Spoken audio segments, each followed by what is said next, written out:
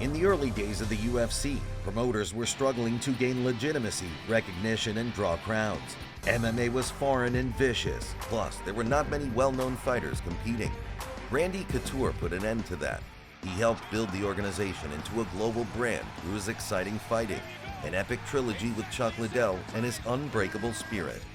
Couture's style and determination made him a favorite of a generation of fight fans, earning him the nickname The Natural. His stand-up game, punching power, fight IQ, and wrestling made him an unstoppable force in the UFC for almost a decade.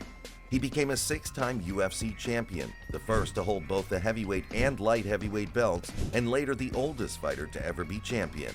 He retired as one of the most successful fighters to ever grace the octagon. But more often than not, he was the underdog, fighting to prove critics wrong and to form an unforgettable legacy that reads more like a movie than a career. This is the story of Randy Couture. Long before Randy made his professional MMA debut in 1997, his skills had been honed for conflict. He was a sergeant in the 101st Airborne of the U.S. Army, where his superiors quickly took notice of his discipline and physical prowess. He'd been a wrestler in high school, perfecting his craft in Washington and Oregon, where he grew up. After serving for his country, Randy became more committed to wrestling. As a 3-time NCAA Division I All-American, and even making it to the semifinals of the tryouts for the 2000 Olympics. The first time he saw the UFC, he was coaching at Oregon State.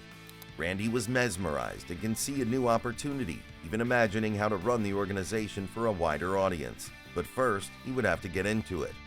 Randy began training mixed martial arts, waiting for a break into the professional scene. The UFC was fast becoming the biggest competition in combat sports, and Randy had his way to being an alternate for UFC 13, headlined by Vitor Belfort and Tank Abbott. Just 3 weeks before the event kicked off, Randy was called in. Randy was part of a heavyweight tournament where he gave fight fans an early taste of how devastating wrestlers could be.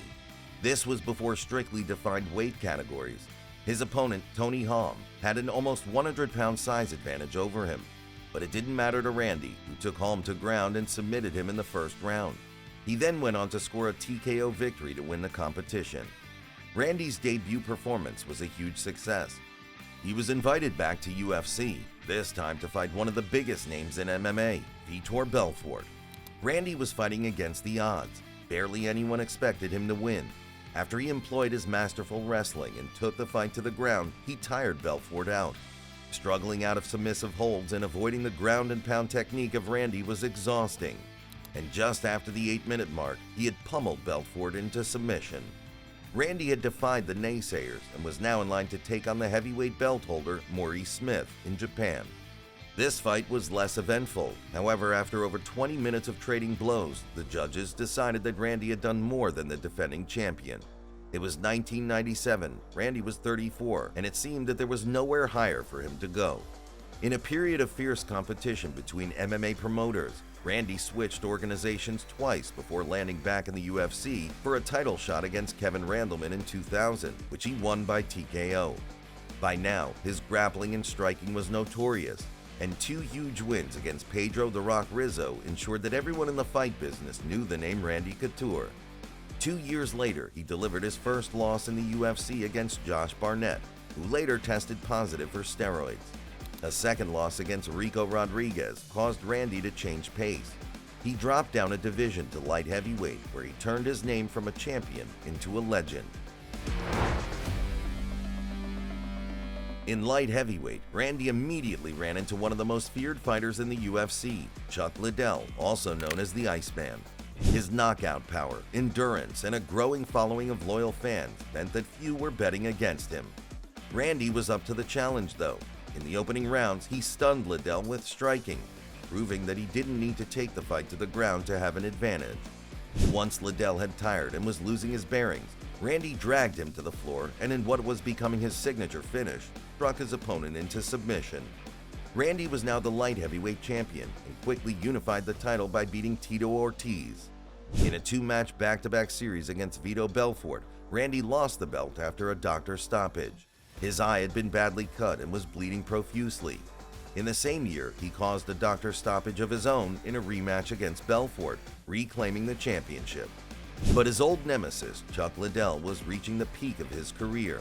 After losing to Randy, he had knocked out 3 of 4 opponents, including Alistair Overeem and Tito Ortiz. Randy Couture would be next on the list when the two met at UFC 47. It was the climax of the first season of The Ultimate Fighter, where both coaches faced off after months of managing separate teams of fighters. Unfortunately for Couture, this was Liddell's time to shine on the big stage, in one of the UFC's most memorable moments. After feeling each other out, the two traded combinations with one another. But Couture's decision to keep the contest on their feet proved to be a fatal mistake. Liddell weathered the storm, and when Couture got too close, he delivered a deadly swinging right hand, knocking Couture to the floor and falling onto him like a ton of bricks. After that loss, Couture moved back up to the heavyweight division, winning the title from Tim Sylvia and defending it once. This was another milestone of Couture's career. More than a year earlier, he had announced his retirement from professional MMA. Coming up against Sylvia, he was 43 years old and by far the smaller opponent. The crowd was overwhelmingly on Couture's side, knowing that he was the heavy underdog but that he had defied the bookmakers many times before. By this point, he had earned 2 belts in the UFC and earned himself an almost mythical reputation for upsetting the favorite. His fans were rewarded for their faith. Couture went toe-to-toe with Sylvia, acting as the aggressor throughout the fight and knocking him down several times. Dragged to a decision, Couture had reclaimed the heavyweight championship for the 3rd time. His record, set for the oldest UFC champion, stands to this day. The following few years were a rapid decline from the Couture that America had come to love over the previous decade. At UFC 91, he faced a relative newcomer, Brock Lesnar, a WWE superstar who had made an unprecedented shift to MMA. An accomplished wrestler in his own right, the fight predictably went to the ground. Lesnar was able to keep control.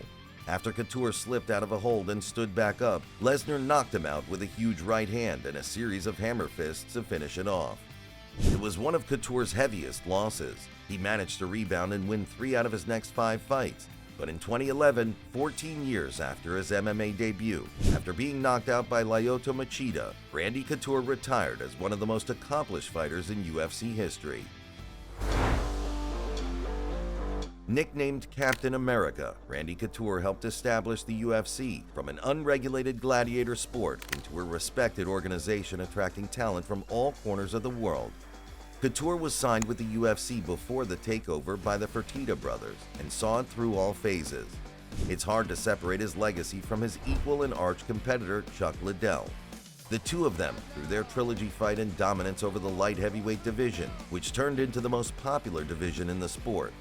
Together with Tito Ortiz, these figures provided arguably the most important era in building the UFC into what it is today. And moving up to heavyweight and rebounding in his late career secured his legacy as a Hall of Famer. Even his loss to Brock Lesnar was beneficial to the UFC. It helped give the WWE star legitimacy and momentum, building up to an epic rematch against Frank Mir, silencing critics and opening MMA up to a new stream of athletes. At every landmark moment of the UFC, from the late 1990s up to 2011, Randy Couture was an essential ingredient. His relationship with the UFC hasn't always been easy, though. His first retirement in 2007 was caused by a pay dispute. He didn't feel that he was earning what he was worth. Today, he continues to be an advocate for fighters' rights, including retirement plans and health insurance. His personality exploded outside of the cage, too. He was featured in Hollywood films and TV shows, and even competed in Dancing with the Stars. Incredibly, Couture was 47 when he retired. But even as one of the oldest to compete and win, UFC fans still weren't ready to lose such a legendary figure. Couture's name lives on in the sports history books. After surviving a heart attack in 2019, Couture has retreated to private life. In a testament to Randy's heart, he walked himself to the hospital to receive treatment, proving what fight fans have known for decades: he never gives up.